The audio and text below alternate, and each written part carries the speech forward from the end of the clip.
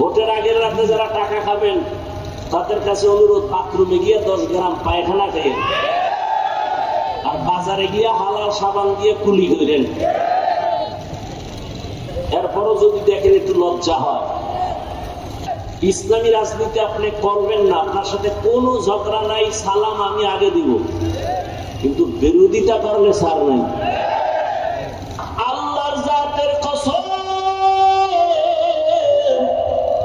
কিয়ামত পর্যন্ত চাপাবাজি করবি, ইসলাম যতদিনে জমিনে কায়েম হবে না ততদিনে জমিনের মানুষ শান্তি পাবে না। রাষ্ট্রের ব্যাপারে কোনো আল্লাহর হুকুম নাই, এই কথা বল না গা। রাষ্ট্রের ব্যাপারে আল্লাহর কোরআনে কোনো সমাধান নাই। যদি থাকে তাহলে কেন জিব্বা নাড়াইয়া মুজ বড় কইরা বলো ইসলামে রাজনীতি নাই। যুবকদের সারা বাংলাদেশে আমি একটা আবদার করি, ভালোবাসার আবদার। 200 টাকা ব্যয় করিয়া একটা ব্যানার বানাও, 2-3 ফিটের একটা ব্যানার বানায়, ব্যানারের স্লোগান লিখে টানায় দাও বাজারে বাজারে, পৃথিবীতে একমাত্র পবিত্র রাজনীতির নাম ইসলাম, আর সবকিছু অপবিত্র নাপাক। ব্যানার টানাও, ইসলাম নাই, এটা রাজনীতি না, এর নাম দুর্নীতি। সূর্যের সাথে আলো যেমন লাগানো, সূর্য থেকে আলো যেমন আলাদা করা যায় না, রাজনীতি আর রাষ্ট্রনীতির থেকে আল্লাহর কোরআন আলাদা করা যাবে না।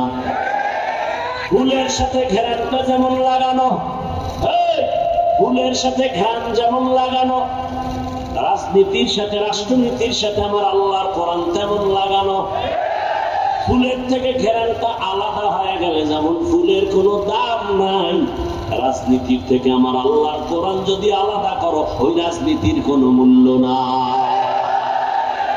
খুঁজা সুন্নতে আহমদ খুঁজা মোহাম্মদ कैफुअत निस्बतुरा मन अहब्बा सुन्नती कौले रसूल मजदाए का नामाई हम कुन कबूल।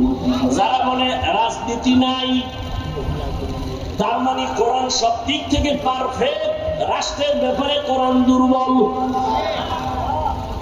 যারা বলে ইসলামে রাজনীতি নাই, তার মানে ইসলামটা সব দিক থেকে পরিপূর্ণ, রাষ্ট্রের ব্যাপারে ইসলাম দুর্বল। আল্লাহর কোরআন কি দুর্বল মানুনি? ইসলামটা কি দুর্বল? আল্লাহর জাতের কসম, আমরা দুর্বল ইসলাম মানি না, আমরা দুর্বল কোরআন মানি না। আমরা এমন ইসলাম মানি সেই ইসলাম মানতে দেরি, শান্তি আসতে দেরি হবে না।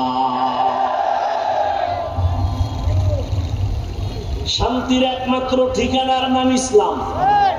শান্তির ঠিকানার নাম আল্লাহর জাতের কসম, কিয়ামত পর্যন্ত চাপাবাজি করবি, ইসলাম যতদিনে জমিনে কায়েম হবে না ততদিনে জমিনের মানুষ শান্তি পাবে না।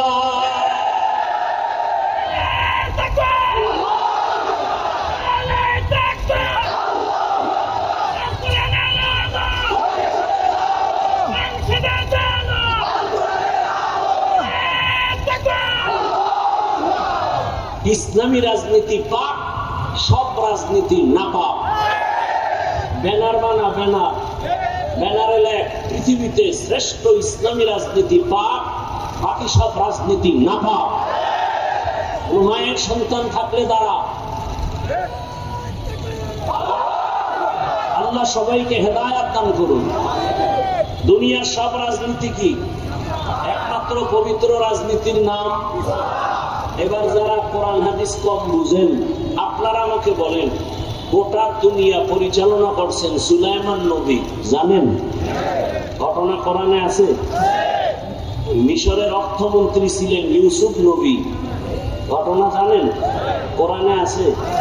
গোটা দুনিয়াটা পরিচালনা করছেন বাদশাহ জুলকারনাইন, কোরআনে ঘটনা আছে। আমার রসুল মদিনার রাষ্ট্র পরিচালনা করেছেন, এই ইতিহাস ইসলামে আছে। আবু বকর, ওমর, ওসমান, আলী রাষ্ট্র পরিচালনা করছেন, কথা বলেন না কেন? ইসলামে আছে, কেন বলেন রাজনীতি নেই? একটা মূলনীতি বলে যাই, খেয়াল করে শুনেন। একটা এখানে বহু লোক নামাজ পড়ে না, নাই? ভালো করে মনে রাখবেন, যে নামাজ পড়ে না তাকে গালি দেওয়া যাবে না। কেন? তার অন্তরে আগ্রহ আছে, সুযোগ পেলে পড়বে। আর একটা ব্যক্তি নামাজ পছন্দ করে না, তাকে ছাড় দেওয়া যাবে না।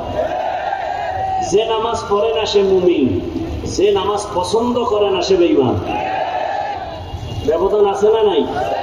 দুজনই কিন্তু বেনামাজি। একজন মুমিন আর একজন কে মুমিন? যে নামাজ পড়ে না কিন্তু অন্তরে কি আছে?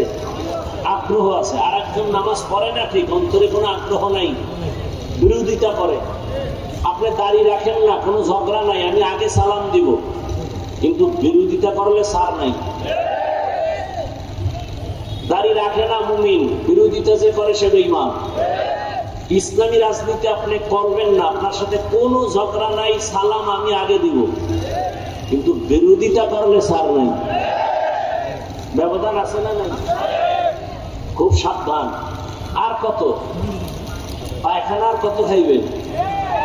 কম তো খাইবেন না। এখনো বয়ে রয়েছেন, ভোটের আগের রাত্রে খাবেন। হ্যাঁ, ভোটের আগের রাত্রে যারা টাকা খাবেন তাদের কাছে অনুরোধ, বাথরুমে গিয়ে 10 গ্রাম পায়খানা খেয়ে, আর বাজারে গিয়ে হালাল সাবান দিয়ে কুলি করেন। এরপরও যদি দেখেন একটু লজ্জা হয়। আমার লুঙ্গিতে গোবর লাগছে, গোবর চিনেননি? গোবর ঢাকার থেকে বিমানে আসে। হ্যাঁ, গোবর পাক না পাক বলেন? আচ্ছা, লুঙ্গিতে গোবর লাগার পরে এখন এটা পাক করতে হলে কি লাগবে বলেন? পানি। অচেনা পথে আসছি, এখন পানি খুঁজতে খুঁজতে খুঁজতে খুঁজতে একজনে মুসাফের ঘাম ছুটে গেছে, পানি পায় না। তো একজনে কয়, তুমি এত মেহনত করো, ঘাম কি?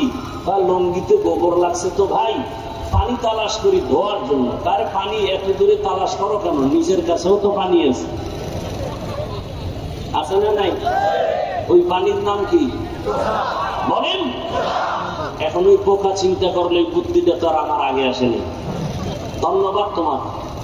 সে প্রস্রাবের পানি দিয়ে গোবরকে ধুয়ে ফেললো।